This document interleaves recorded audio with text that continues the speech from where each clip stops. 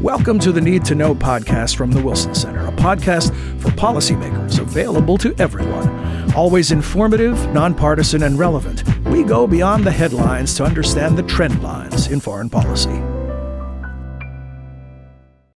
Welcome back to another episode of Need to Know. I'm your host, John Milewski. Need to Know is a podcast produced by the Woodrow Wilson International Center for Scholars. The center is congressionally chartered, scholarship-driven, and fiercely nonpartisan. Need to Know is a podcast for policymakers, available to everyone. Well, when G7 leaders met in Italy last week, security issues were front and center, with Ukraine and Gaza dominating significant portions of the agenda, but those weren't the only matters on the table. As always, economics and development topics were also areas of focus, and there was a particular emphasis placed on challenges presented by China. Joining us to discuss the summit and what it tells us about the current state of U.S. competitiveness is the director of the Wahba Institute for Strategic Competition, Mark Kennedy. Mark, welcome. Thank you for joining us. Good to be with you, John. I should also tell our listeners and viewers that Mark is a former member of Congress, served in the House of Representatives from Minnesota. So, Mark, you have the particular perspective that will help our primary audience on the Hill for this podcast. Well, it's great to be with you and offer whatever insights I can. Well, always valuable, always valuable. Mark, I want to read a press release from the U.S. Embassy in Italy that highlights some of the things that maybe we'll talk about today. And what it said was President Biden rallied G7 to take further steps to protect workers, industries, and the investments we're making from being undermined by the People's Republic of China's unfair practices. The PRC's policies are creating global spillovers, including harmful overcapacity that undercut market firms and lead to supply chain dependencies in sectors such as solar, wind, electric vehicles, lithium-ion batteries, medical devices, mature node semiconductors, steel, aluminum, and others. So I use that as a framing device to ask you the first question, which is about where do we stand in terms of competitiveness when we look at the challenge that China has mounted? How disruptive has it been to the G7 nations? Well, it's been very disruptive because the Chinese model is to create a dominant leadership role in certain new industries, have overcapacity enough to not just supply China, but the world. And that advantage is really difficult to go up against. We're all for competition, but when any country gets to the point of having 75% of a market, in this case in batteries or in solar cells or in the critical minerals that are the ingredients for a electrified transportation system, we would have concerns. And so America is trying to develop those capabilities itself in tandem with its partners. And what this G7 was about, to try to get our partners and us to have a more unified approach as to how we were going to address China and how we were going to get ourselves out of our over-reliance in certain key industries. Mark, when we talk about a more unified approach, what's the starting point? How unified or ununified are we to begin with? Well, we have a different point of view. We're much more aggressive with China than Europe is. Europe has a much greater percentage of their trade, of their economy, is with China than with the U.S. So they've always been a little bit more hesitant to move forward on some actions than we have. What they agreed to at the G7 was continuing to monitor the distortions that China is having in the market and come up with more of a common approach to that. A specific agreement was on the semiconductor supply chains, to look and make sure that our semiconductor supply chains, which all the members of the G7, Europe, Japan, us, are investing more in semiconductors, would be more coordinated. Just before the G7, Europe came out with their tariffs on electric vehicles and other products from China, much less than what the U.S. did. That was a sign of some coordination. The pandemic certainly exposed some cracks in the armor, chinks in the armor, particularly as it relates to supply chains. Have we made significant enough adjustments since then to the point now where we're not so fragile? I think we're still very fragile. So don't get too comfortable, because Okay. when you think about the things we really can't do without if there's a period of tension, I don't know that if we had into a Taiwan contingency or other reasons where there was real barriers being put up like we put up against Russia when they invaded Ukraine, we are still dependent in many ways on semiconductors, on some of our pharmaceuticals, the active ingredients in our pharmaceuticals, and in medical technology and other areas that I don't think we're going to get there unless we take a different attitude on trade, because others aren't going to reorient their supply chains unless they have a firm long-term commitment from the U.S. And at this point, we've been doing a lot of studying, a lot of talking, but we haven't taken the concrete actions to truly de-risk those critical supply chains that need to have at least a portion of their supply and not be reliant on China. Run with that, Mark. That's really interesting. So what would that look like? What are the things that we're not doing yet that we need to do in terms of, well, you say a new orientations trade?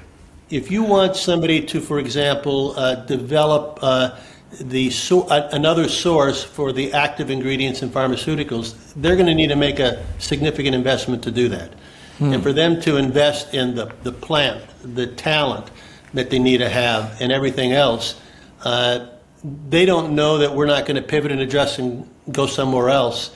And so the fact that we are reluctant to do any kind of trade agreement, and we're doing more in the infrastructure support, but a lot of times to really create a reliable supplier, they may need more infrastructure investment, such as a rail connecting straight to the port or something like that.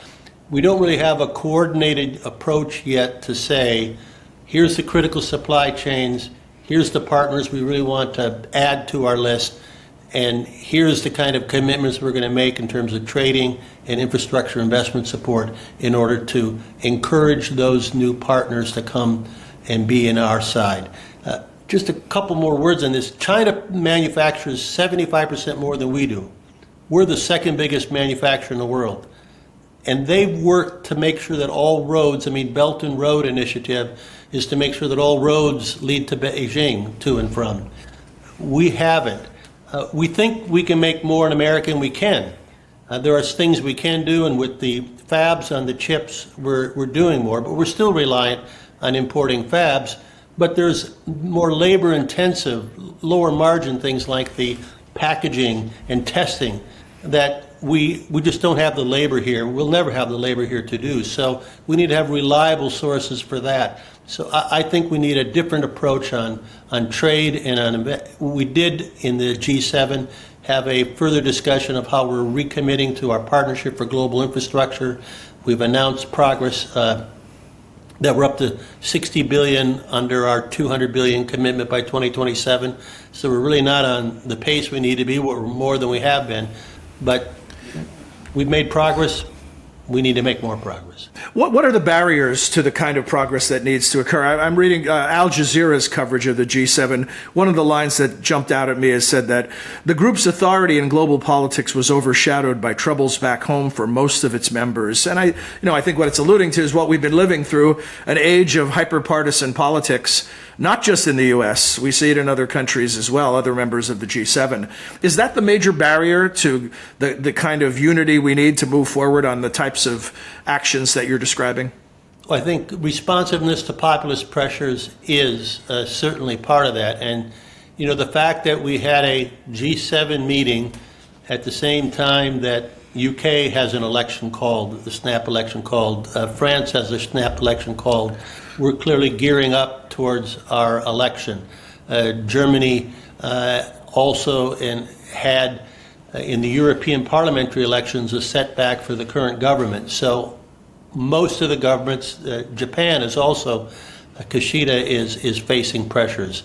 So yes, there are populist pressures emerging in all these countries that makes it harder for them to focus on what makes sense in a global setting. And so that is a concern.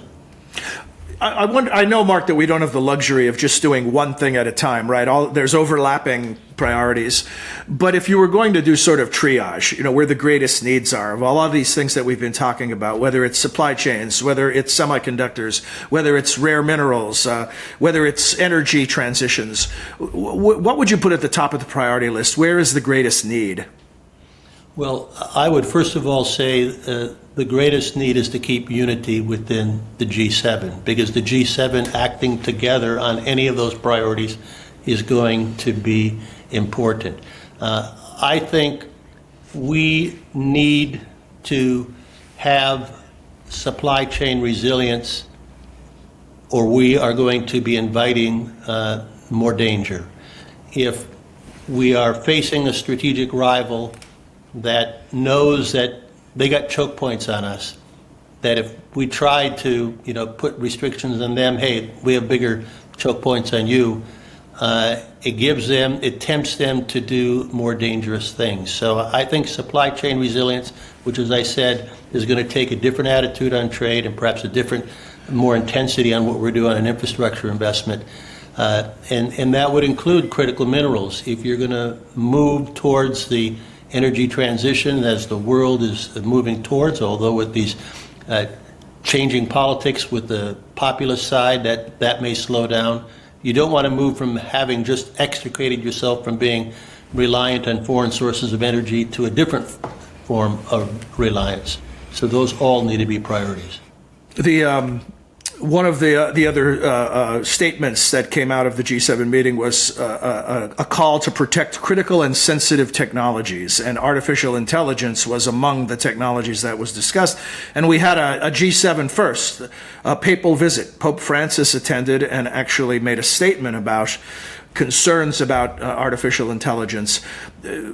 Is this just another area where there needs to be more coordination and more cooperation than currently exists?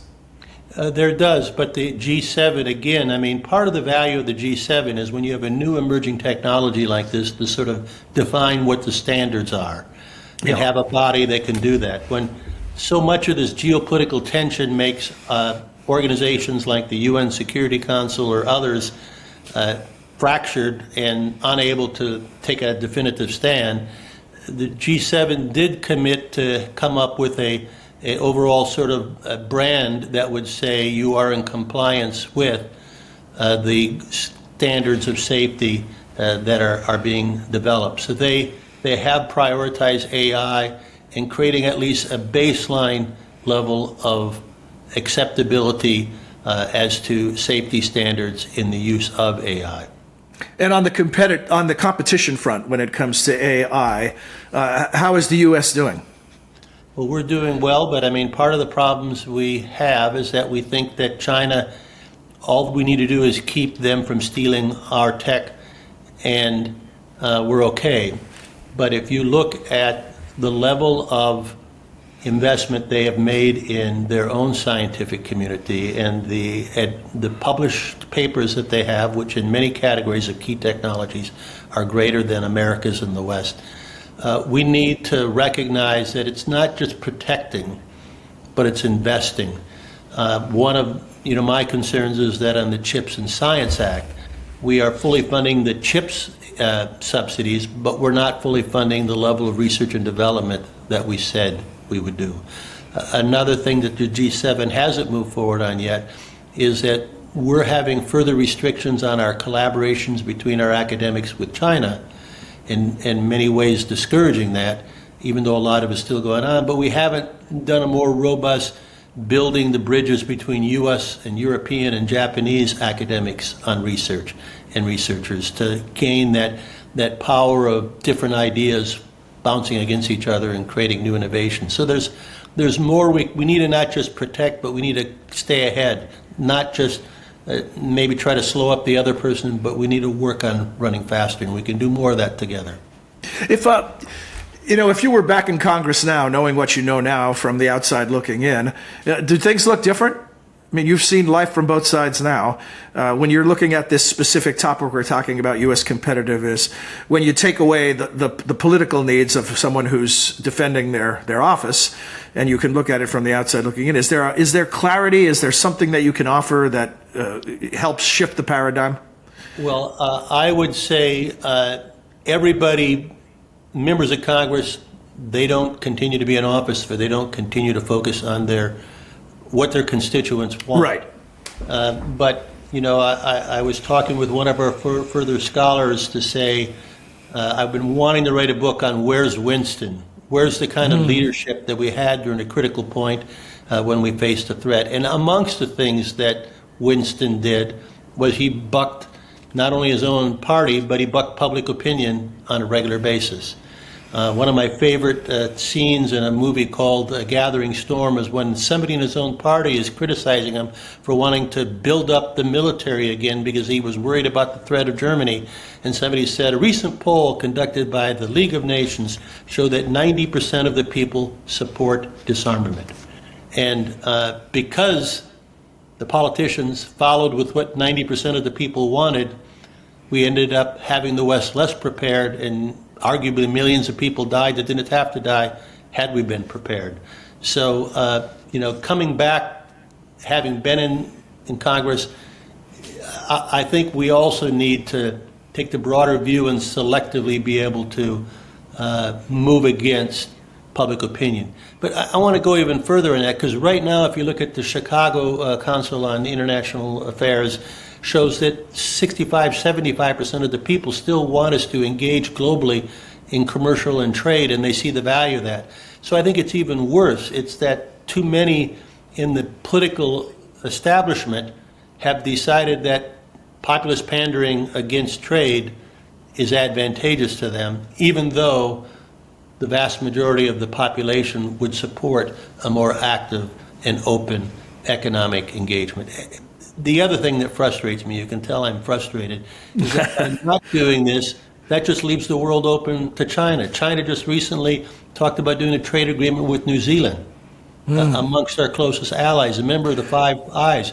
We're leaving the world open for our strategic rivals to get closer to have them become the primary relationship. The ASEAN countries in Southeast Asia, for the first time, voted, when they did a poll, thought that they more trusted China than America. Why? Because they're doing more commercial relations with them. We need to understand that there is a world outside our borders that if we don't focus on it, will impede themselves in our lives in ways that we will regret. Yeah, nature abhors a void, so something will fill the void, in this case, China. Mark, thank you. There's so much more to talk about, but in the limited format of this, the brief podcast, we don't have time to dig into it. So we'll just have to have you back. So I hope you'll join us again soon. We will. There is much to talk about with the $50 billion that they freed up in a loan to Ukraine and other things. So a lot happened at the G7. They're an effective organization. We're happy to talk about them anytime. Excellent. Thank you. Mark Kennedy has been our guest. For those of you interested in learning more, you can visit wilsoncenter.org, use the Programs tab at the top of the homepage, and visit the Wilson Center's Wahba Institute for Strategic Competition that Mark leads. We'll be back with another episode of Need to Know soon. Until then, for all of us at the Center, I'm John Milewski. Thanks for your time and interest.